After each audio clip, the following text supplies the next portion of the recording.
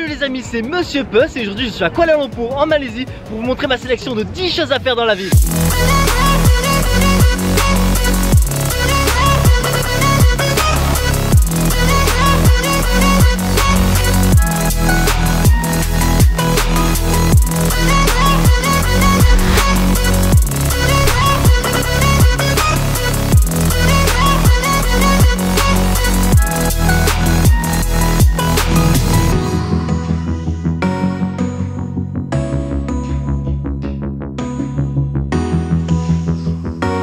Et on commence directement par certes les très connues mais magiquement envoûtantes, les Petronas Twin Towers.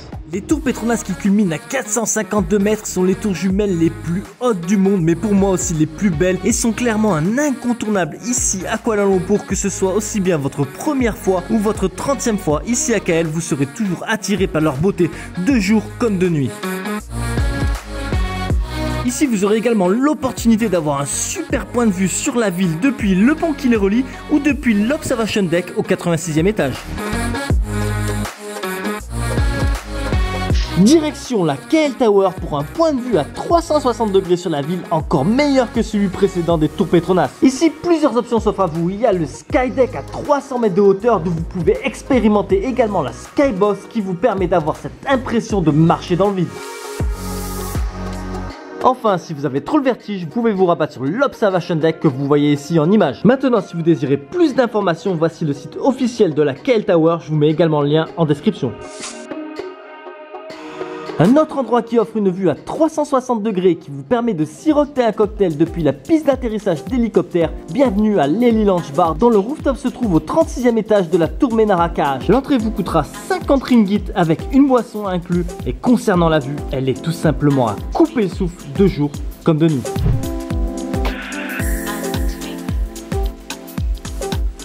Maintenant qui dit Malaisie dit mosquée, et pour moi ici à Kuala Lumpur la plus belle c'est clairement la mosquée Vilaya, et je pense que la Deglago Team et Seajoy ne diront pas le contraire. Pour la petite histoire, l'architecture de cette mosquée inaugurée en 2000 a été inspirée de la mosquée bleue à Istanbul. Je pense que ça saute un peu aux yeux quand on voit ces 22 dômes bleus. Oui, il y a bien 22 dômes. Et pour info, la mosquée peut accueillir jusqu'à 17 000 fidèles, rien que ça.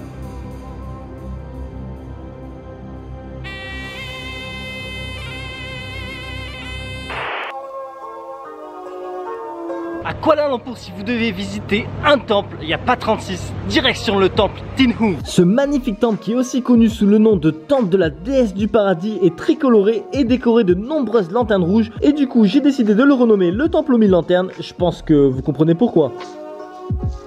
Pour info, depuis le centre-ville avec Grab, cela vous coûtera environ 10 ringgit et la course dure 25 minutes. L'intérieur du temple n'est à ne pas manquer aussi avec tous ces petits bouddhas sur le mur.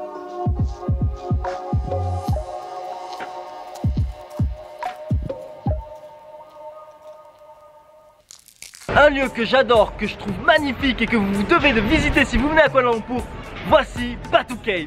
Les grottes de Batu Cave sont clairement un incontournable ici à Kuala Lumpur. Ce qu'on remarque en premier, c'est cette immense statue dorée de Murugan qui culmine à 42,7 mètres du sol. Ensuite, vous serez heureux de découvrir ce magnifique chemin de 272 marches qui vous amènera à la grotte principale, et sur votre chemin, attention aux singes, ils peuvent être voleurs, voire agressifs, les chauffez pas trop. Une fois en haut, vous entrez dans la grotte principale où se trouvent quelques temples. D'ailleurs, regardez-moi ce détail, magnifique, j'adore.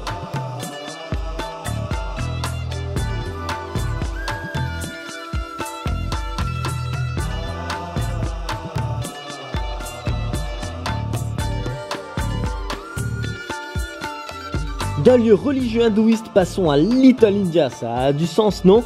Les Indiens sont très présents ici à Kuala Lumpur. Il n'est donc pas étonnant de trouver un Little India avec ses fameux colliers de fleurs, magasins d'or, des magasins de tissus et bien sûr les restaurants indiens. Allez, je vous souhaite une bonne exploration. Kuala Lumpur est une capitale multiculturelle et donc bienvenue à Chinatown. Ici, je pourrais vous montrer les maisons traditionnelles des quartiers chinois ou encore la rue marchande de Petaling Street en passant par le Central Market pour 2-3 souvenirs, une petite visite de temple, le tout avec un soupçon de vie quotidienne à la chinoise. Mais moi ce que j'aime le plus à Chinatown, c'est le street art. Ici, cherchez pas midi à 14 h, perdez-vous dans les rues afin de dénicher tout un tas de tags plus stylés que les uns que les autres. Allez, c'est parti pour une chasse au street art.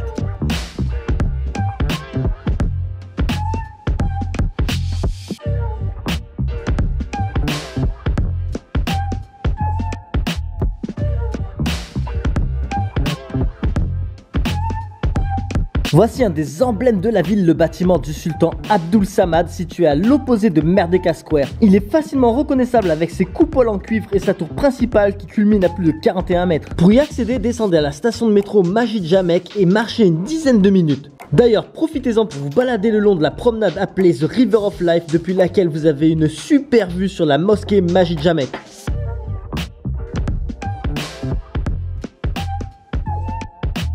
Maintenant, si vous avez un petit creux et que vous ne voulez pas dépenser beaucoup d'argent, direction Jalan Alor. Jalan Alor, c'est une rue qui, dès fin d'après-midi, se transforme en une ligne de restaurants et stands vendant des plats asiatiques, mais pas uniquement malais, il y en a pour tous les goûts, à prix souvent correct, voire très correct. Donc, un petit creux, maintenant vous savez où aller.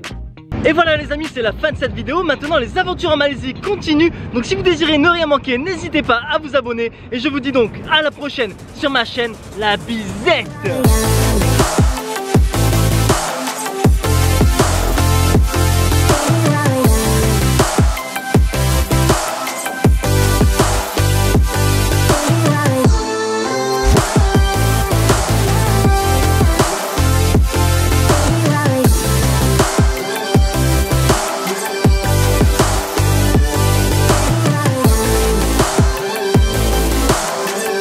Les amis, je vous remercie d'avoir regardé la vidéo. Maintenant, si vous voulez ne rien manquer aux prochaines aventures, n'hésitez pas à vous abonner à ma chaîne. À bientôt.